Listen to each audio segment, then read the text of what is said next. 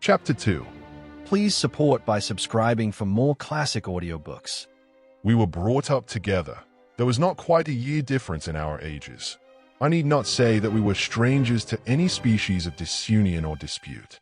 Harmony was the soul of our companionship, and the diversity and contrast that subsisted in our characters drew us nearer together. Elizabeth was of a calmer and more concentrated disposition, but with all my ardor, I was capable of a more intense application and was more deeply smitten with the thirst for knowledge. She busied herself with following the aerial creations of the poets, and in the majestic and wondrous scenes which surrounded our Swiss home, the sublime shapes of the mountains, the changes of the seasons, tempest and calm, the silence of winter, and the life and turbulence of our alpine summers. She found ample scope for admiration and delight, while my companion contemplated with a serious and satisfied spirit the magnificent appearances of things. I delighted in investigating their causes. The world was to me a secret which I desired to divine. Curiosity, earnest research to learn the hidden laws of nature, gladness akin to rapture, as they were unfolded to me, are among the earliest sensations I can remember. On the birth of a second son, my junior by 7 years, my parents gave up entirely their wandering life and fixed themselves in their native country. We possessed a house in Geneva and a campaign on Belrive, the eastern shore of the lake, at the distance of rather more than a league from the city. We resided principally in the latter, and the lives of my parents were passed in considerable seclusion. It was my temper to avoid a crowd and to attach myself fervently to a few. I was indifferent, therefore, to my schoolfellows in general, but I united myself in the bonds of the closest friendship to one among them. Henry Clerval was the son of a merchant of Geneva. He was a boy of singular talent and fancy. He loved enterprise, hardship, and even danger for its own sake. He was deeply read in books of chivalry and romance. He composed heroic songs and began to write many a tale of enchantment and knightly adventure. He tried to make us act plays and to enter into masquerades, in which the characters were drawn from the heroes of Roncesvalles, of the Round Table of King Arthur, and the chivalrous train who shed their blood to redeem the Holy Sepulchre from the hands of the infidels. No human being could have passed a happier childhood than myself. My parents were possessed by the very spirit of kindness and indulgence. We felt that they were not the tyrants to rule our lot according to their caprice, but the agents and creators of all the many delights which we enjoyed. When I mingled with other families, I distinctly discerned how peculiarly fortunate my lot was, and gratitude assisted the development of filial love. My temper was sometimes violent, and my passions vehement, but by some law in my temperature they were turned, not towards childish pursuits, but to an eager desire to learn, and not to learn all things indiscriminately. I confess that neither the structure of languages, nor the code of governments, nor the politics of various states possessed attractions for me.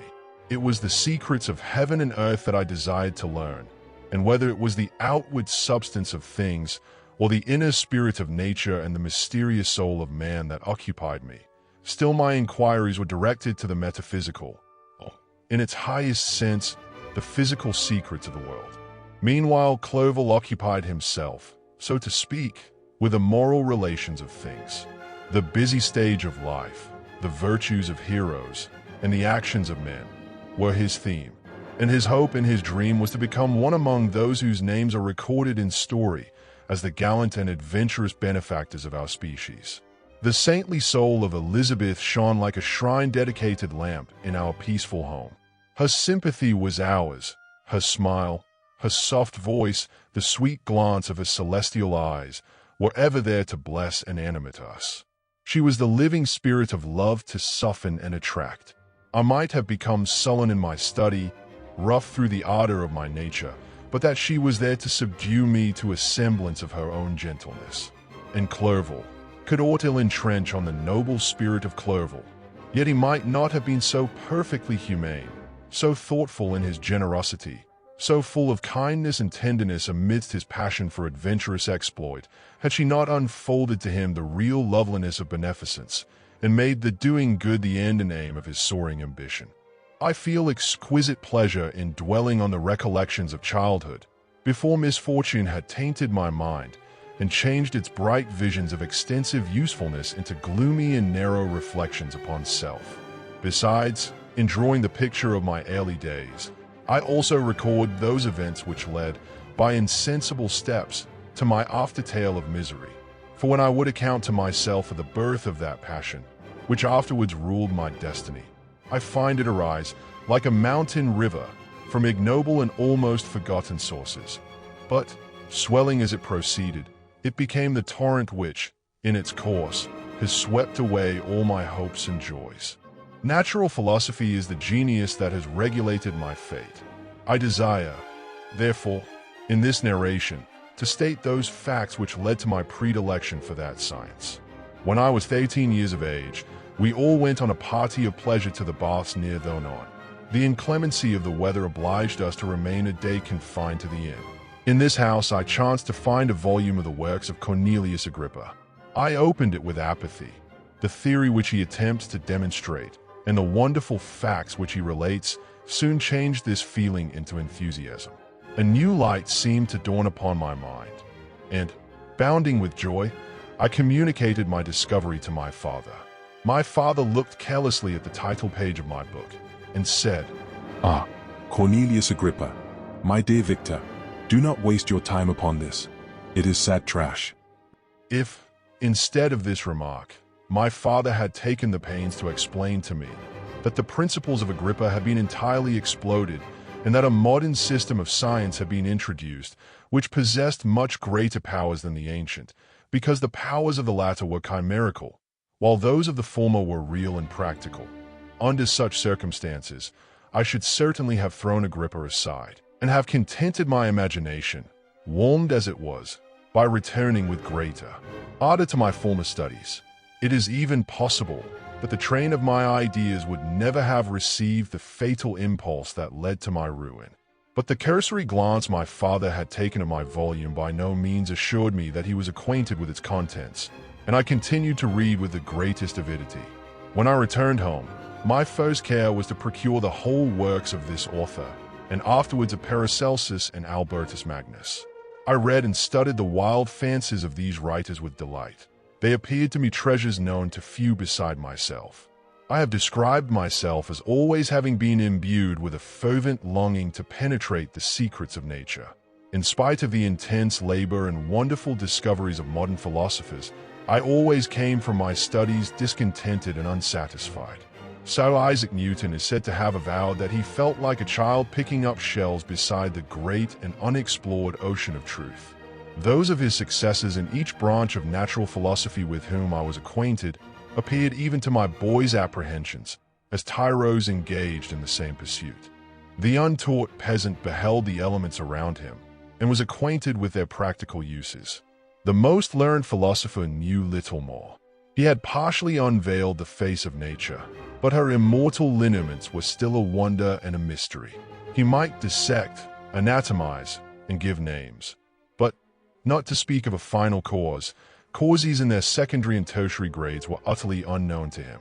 I had gazed upon the fortifications and impediments that seemed to keep human beings from entering the citadel of nature, and rashly and ignorantly I had repined. But here were books, and here were men who had penetrated deeper and knew more. I took their word for all that they averred, and I became their disciple. It may appear strange that such should arise in the 18th century, but while I followed the routine of education in the schools of Geneva, I was, to a great degree, self-taught with regard to my favorite studies. My father was not scientific, and I was left to struggle with a child's blindness, added to a student's thirst for knowledge. Under the guidance of my new preceptors, I entered with the greatest diligence into the search of the philosopher's stone and the elixir of life, but the latter soon obtained my undivided attention. Wealth was an inferior object, but what glory would attend the discovery if I could banish disease from the human frame and render man invulnerable to any but a violent death? But here were books, and here were men who had penetrated deeper and knew more. I took their word for all that they averred, and I became their disciple. It may appear strange that such should arise in the 18th century, But while I followed the routine of education in the schools of Geneva, I was, to a great degree, self-taught with regard to my favorite studies. My father was not scientific, and I was left to struggle with a child's blindness, added to a student's thirst for knowledge. Under the guidance of my new preceptors, I entered with the greatest diligence into the search of the philosopher's stone and the elixir of life, but the latter soon obtained my undivided attention.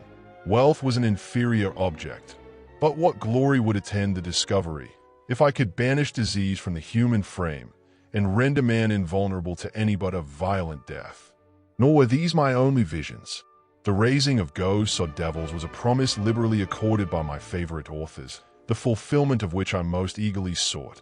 And if my incantations were always unsuccessful, I attributed the failure rather to my own inexperience and mistake than to a want of skill or fidelity in my instructors. And thus for a time I was occupied by exploded systems, mingling, like an unidept, 1,000 contradictory theories, and floundering desperately in a very slough of multifarious knowledge, guided by an ardent imagination and childish reasoning, till an accident again changed the current of my ideas. When I was about 15 years old, we had retired to our house near Belrive, when we witnessed a most violent and terrible thunderstorm. It advanced from behind the mountains of Jura, and the thunder burst at once with frightful loudness from various quarters of the heavens. I remained, while the storm lasted, watching its progress with curiosity and delight. As I stood at the door, on a sudden I beheld a stream of fire issue from an old and beautiful oak, which stood about 20 yards from our house. And so soon as the dazzling light vanished, the oak had disappeared, and nothing remained but a blasted stump. When we visited it the next morning, we found the tree shattered in a singular manner. It was not splintered by the shock, but entirely reduced to thin ribbons of wood. I never beheld anything so utterly destroyed. Before this I was not unacquainted with the more obvious laws of electricity. On this occasion a man of great research in natural philosophy was with us, and, excited by this catastrophe, he entered on the explanation of a theory which he had formed on the subject of electricity and galvanism, which was at once new and astonishing to me. All that he said threw greatly into the shade Cornelius Agrippa, Albertus Magnus, and Paracelsus, the lords of my imagination. But by some fatality the overthrow of these men disinclined me to pursue my accustomed studies. It seemed to me as if nothing would or could ever be known. All that had so long engaged my attention suddenly grew despicable. By one of those caprices of the mind, which we are perhaps most subject to in early youth, I at once gave up my former occupations, set down natural history and all its progeny as a deformed and abortive creation, and entertained the greatest disdain for a would-be science, which could never even step within the threshold of real knowledge. In this mood of mind I betook myself to the mathematics, and the branches of study appertaining to that science, as being built upon secure foundations, and so worthy of my consideration. Thus strangely are our souls constructed, and by such slight ligaments are we bound to prosperity or ruin. When I look back, it seems to me as if this almost miraculous change of inclination and what was the immediate suggestion of the guardian angel of my life, the last effort made by the spirit of preservation to avert the storm that was even then hanging in the stars and ready to envelope me. Her victory was announced by an unusual tranquility and gladness of soul, which followed the relinquishing of my ancient and latterly tormenting studies. It was thus that I was to be taught to associate evil with their prosecution, happiness with their disregard. It was a strong effort of the spirit of good, but it was ineffectual. Destiny was too potent, and her immutable laws had decreed my utter and terrible destruction. If you enjoy audiobooks like this, consider subscribing for more.